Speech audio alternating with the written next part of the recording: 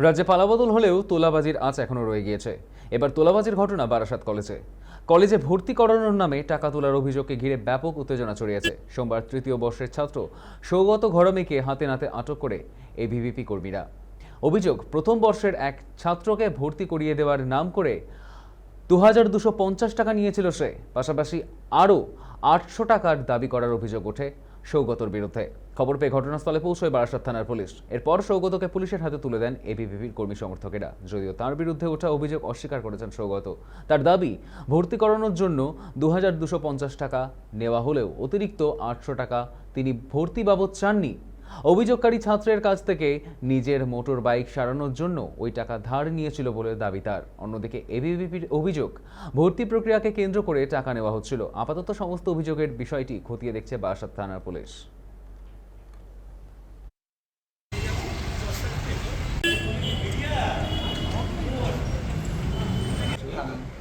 কি বলো কি ছিল তুমি? হ্যাঁ, নিজেকে প্রেসিডেন্ট, যেহেতু যারা পেজ ক্রিয়েট করে অভিজিৎ দীপকে যেরকম ফাউন্ডিং প্রেসিডেন্ট সেরকম পারমিশন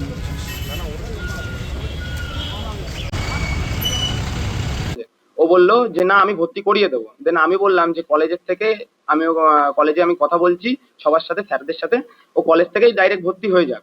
কিন্তু ও তখন বলে তখন বলে যে না কলেজ থেকে ভর্তি হতাম না, আমি তোদের ভর্তি করে দেবো। তো আজকে সকালবেলা কি হয়, আজকে সকালবেলা ও আমাকে হঠাৎ কল করে বলে যে তোর দাদা কি 1 বছর গ্যাপ গেছে, ওর কিছু সমস্যার জন্য আগের বছরটাও গ্যাপ গেছে, আগের বছরটাও ভর্তি হতে পারেনি, সমস্যা ছিল হয়তো। তো দেন আজকে আমাকে ও বলছে তো দাদার 1 বছর গ্যাপ গেছে, সেটা আমাকে আগে বলবি না, সবাই তো কলেজে ভর্তি হয়ে গেছে, আজকে রেজিস্ট্রেশনও করিয়েছে, ঠিক আছে। তো তারপরে বলার পরে আমাকে ফোনটা কেটে দেয়। আর আমি তখন দাদার কাছে ফোন করেছিলাম যে দাদা তোর কাছে এরকম পেমেন্ট রিসিপ্টটা আছে যে তুই ওকে পাঠিয়েছিলি? বলছে আমার ফোনে তো সেটা নেই, যে দাদাটা পাঠিয়েছিল দাদার ফোনেই আছে। ভর্তি করিয়ে দেবো না, আমি বলেছি যে ভর্তির যখন লিস্ট বেরোবে তখন আমি সেখান থেকে তোমার ডকুমেন্টস গুলো দাও, আমি ভর্তি সেখান থেকে তোমাকে সাবমিট করে দেবো। এর আগের বছর যা টাকা ভর্তির যা টাকা সেটা নিয়েই ওই 2450 টাকা করে দুজনকে ওরকম ভাবে ডাইরেক্টলি ভর্তি হয় না। কলেজে যে কটা সিট থাকে তখন কলেজ, এটা কোনো ইলিগাল না, লিগালি ভাবে সেই কটা সিট পাবলিশ করে যে আমার কাছে এতগুলো সিট আছে, সেই ছেলেমেয়েরা ওখানে গিয়েই ফর্ম ফিল আপ করতে পারে। কিন্তু আমি ভেবেছি যেহেতু কলেজে পড়ি, সিনিয়র হিসাবে, যে একটা বছর যদি নষ্ট হয়ে যায়, আমি এমন তো না যে কারোর কাছ থেকে ফ্রড করে টাকা নিয়েছি বা অস্বীকার করছি। না না না, আমাকে যখন রিকোয়েস্ট করেছে আমি তার জন্য, হ্যাঁ না বলতে বলুক যে আমি একবারও অস্বীকার করেছি, বা আমি প্রত্যেকদিন তাদের সাথে কন্ট্যাক্ট রেখে যাই। 800 টাকা, ওটা তিন কতদিন, মোটামুটি 18-19 দিন হয়ে গেছিল। আমার মানে যে স্কুটির টায়ার লিক হয়েছে, আমি ওকে ভিডিও কল করে যে ভাই লিক হয়ে গেছে, আমাকে 800 টাকা পাঠাতো, সেটা আমি বলেছি তোকে পরে দিয়েও দেবো। ওর একটা বিহিত হওয়া চাই।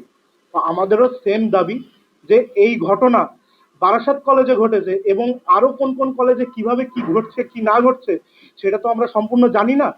এই যে জিনিসটা, ঘটনাটা ঘটলো এবং এটা খবরের মাধ্যমে আসলে আমার মনে হয় যে অন্যান্য সমস্ত কলেজ তারাও কিন্তু বিষয়টা সম্পর্কে অবগত হবে এবং পরবর্তীতে যাতে এই ধরনের কোনো ঘটনা যাতে না ঘটে তার জন্য এবিভিপির যে টিম আছে আমাদের প্রত্যেকটা কলেজে, প্রত্যেকটা ক্যাম্পাসে, তারা যাতে সোচ্চার হতে পারে। বলতে কি, সে আগে ছিল টিএমসিপি, তৃণমূল ছাত্র পরিষদ, এবং পরবর্তীতে সে নিজেকে সিজেপি স্টেট কি একটা বলতো, হ্যাঁ মানে সিজেপিতে সে ছিল, এইটুকুই আমরা যতদূর যা জানি।